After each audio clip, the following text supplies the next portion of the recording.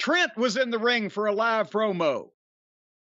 And like every gripping orator, he opened the promo with this phrase, "Guys, I'm kind of bummed out." His best friends aren't there. I think, have they gotten rid of Pockets finally? No, we seen the... He's injured. I guarantee they're going to try to surprise people, and all of a sudden that music's going to hit, and he's going to slowly walk out. He's coming back. I don't think he's gone. I don't know. Dwarf Dongsucker just disappeared. Jelly Nutella just disappeared. All the Drek has just kind of disappeared. They never moved the ratings, and Tony Khan never dressed like any of them for Halloween. Pockets ain't going anywhere. Mark my words. Well, they wasn't there tonight. Old Chucklefuck, Muffin Top Taylor, and Pockets weren't there. So he starts... But let me stop you. You asked about Pockets. You didn't ask about Chuck Taylor.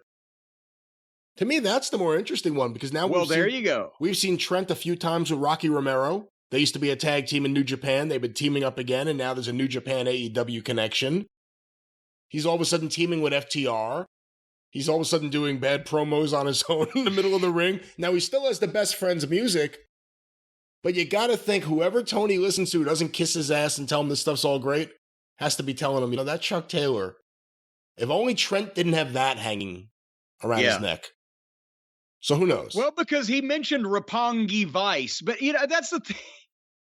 Again, Trent says Roppongi Vice deserves one more shot at FTR and those tag team titles that they hold from another company that doesn't exist anymore. And that's great if you know who Roppongi Vice is, but Roppongi Vice has only been on the show, twice or three times? He could have said me and Rocky, whatever. It's the same thing as Ring of Honor in 2007. It's a private club. They don't want anybody to understand because all of the nerd marks don't want normal fans coming in, screwing their shit up by expecting it to make sense. Anyway, so he calls FTR out. Their music, here they come. Jim Ross says, arguably the best tag team in the world, Excalibur. Reedy. He can't even do his job to say, well, yes, you're right, JR, because he knows that the fucking smarmy little fucking Cucamonga kids that got him the job that he don't deserve will be mad if he agrees with Jim Ross that FTR are arguably the best tag team in the world. So then JR says, well, I know you're a fan of the Young Bucks. And old Sockface goes, well, Jungle Boy and Luchasaurus as well. So he's a fan of all of the tag teams as long as they're the Young Bucks or friends of the Young Bucks. That was quite telling that got on the air. I mean, obviously it's a live show, but Jim Ross making that statement, which is a pretty benign statement, because how can anyone argue they are? Even if you're a fan of the Young Bucks, they're one of the best tag teams in the world. And when he threw it at Excalibur, he froze. How about that?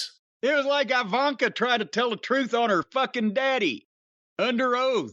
Hummina. Anyway, so FTR did a good promo and basically said that Trent should be mad at Will Ospreay's bitch boys. Because I guess they're the ones that jumped in the other night or whatever the fuck. Has Will Ospreay's name ever been mentioned on this TV show before last week? Or he wasn't even there last week, was he? Or did he jump in, or was he just with the other? What the fuck? Point is, we've never seen this fucking guy or heard of him. He's never wrestled this fucking United States of America until either the previous show his name was mentioned, he ran or whatever, and now Will Ospreay's bitch boys, like everybody knows who all these people are. And so, of course, as soon as they say that, music plays, and out comes Will Ostrich.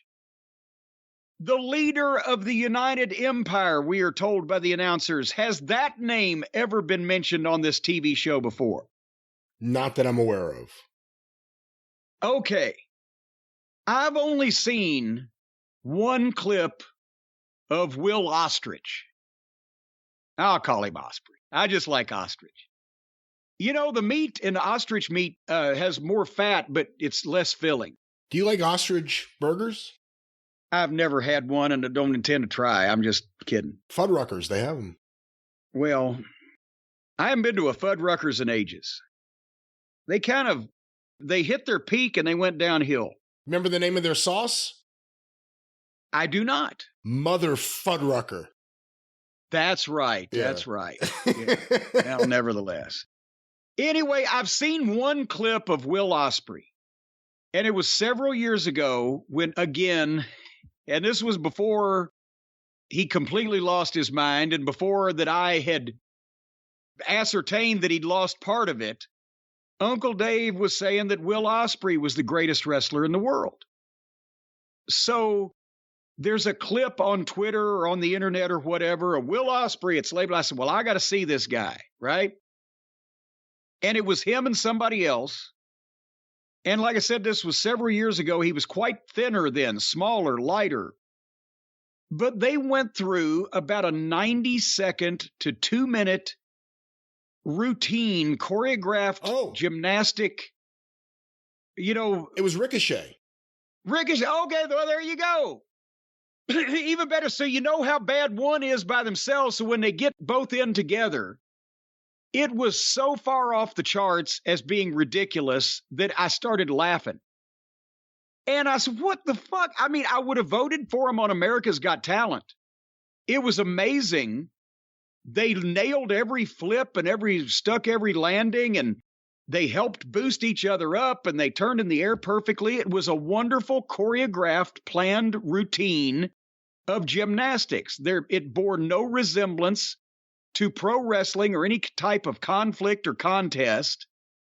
And so, like I said, if they were on AGT, I would have voted them through to the next round, but it was a joke as a wrestling match. And that's all I've ever seen of this guy. And I continue to hear Uncle Dave say, of course, then Twinkle Toes took over in his mind and heart. And that's, Ostrich became kind of the spurned paramour on the outside of the love triangle. But I figure, okay, if they show me this guy, I will watch him and see what all the shouting's about.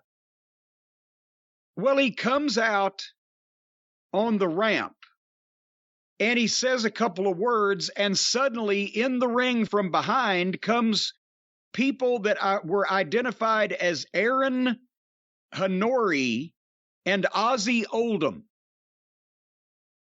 And they jump FTR and Trent, and every single one of the guys that jumped in were dressed in black street clothes, so you couldn't tell them apart. And they had a sloppy fight, and then I realized now there's 3 or 4 guys in the ring. Then they mentioned Kyle Fletcher and Mark Davis are 2 of the guys in the black, but I couldn't find Aussie Oldham. And then later on, I don't know if it's in this program or actually it may have been on Rampage, I realized that Aussie Oldham is Aussie Open. And that's the tag team name of Kyle Fletcher and Mark Davis. And the only Mark Davis I've ever heard of in my life was the fucking video editor and the technical guy for Ring of Honor. And he was a hell of a guy, but he didn't look like this guy. So then FTR suddenly disappeared from the ring. They were in the ring when they got jumped.